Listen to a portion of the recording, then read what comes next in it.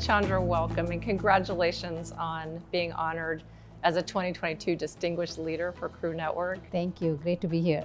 Your parents encouraged you to take a STEM path, a traditional path for your career. I'd like to know how that went, what you did, and what brought you to your role now as CEO of Global Workplace Solutions for CBRE. You know, growing up, I was reasonably good at math. I also loved literature, but my parents insisted that I follow a STEM degree, and I ended up with a math degree and then went on to do my master's MBA initially in finance and marketing, and then a second one in information technology. And really what that taught me is solving problems in a certain way, looking at problems differently, and I'm really thankful to my parents because I did rebel initially and said maybe I should pursue literature. I love to write, but I'm glad they encouraged me and supported me and taught me, you know, to go down a path that I may not have thought about on my own. I feel like finance chops are a differentiator for women, especially in terms of advancement. Did you see that in your career too? Absolutely. I think it's a combination of, you know, being comfortable with math. Sometimes when I hear my colleagues, women who say, well, I'm not sure if I'm good at math, you know, you never know. It's a combination of math, the numbers and logic, and I feel like that's been very, very helpful in looking at the world. When you spoke to our group this morning, you talked a lot about the power of teamwork, and you have led a number of diverse teams. Share with us your thoughts on the power and the meaning of team and why it's so important. Early on in my career, I used to think that I can do a lot of things on my own.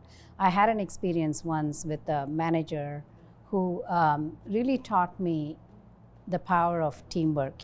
How much farther you go in your career is so little to do with who you are and what you bring to the table individually, but it's about how well you're able to bring the power of the collective. Focus on what really matters to a company, to a business, or to a situation, and you bring the best of the whole, whoever is working with you. I feel it's so much more powerful because you come up with more creative ideas, you solve problems differently. It's just so fun to do that rather than do things on your own. And you know, don't worry about who gets credit for what, because if there is success, there's so much credit to go all around. It's shareable, isn't it? Yeah. What are some lessons you've learned? I try to figure out how well do I know the individuals on my team, what motivates them, how do I make sure that I care about their success and find roles that they can be best at. So I'm a huge believer that focus on what matters the most for the company, for the business, support your team, and they will do amazing things way beyond what you may have imagined in the first place. The other thing I would add is all of us do our best work when we know others have confidence, right? There's something about confidence breeds more confidence. So I work hard to make sure that when I work with people, helping them gain their footing, gain their confidence, and not do anything that would detract from that. Are there people in your career who have provided mentorship or sponsorship for you? I don't think mentors and advocates necessarily have to be in very senior roles or people that, you know, are higher up in the organization.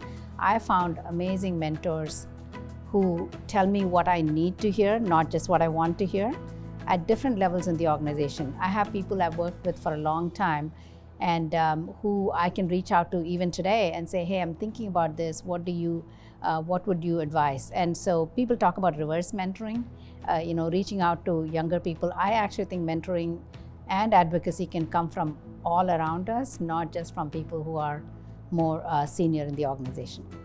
You should take some credit for developing a culture where that's possible, because some cultures don't allow people to feel comfortable mentoring up or providing that kind of honest feedback.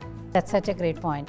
And but if you don't have that culture, right, you know, the tip of the iceberg, bad news travels very slowly in organizations that don't have that culture, and that's not healthy.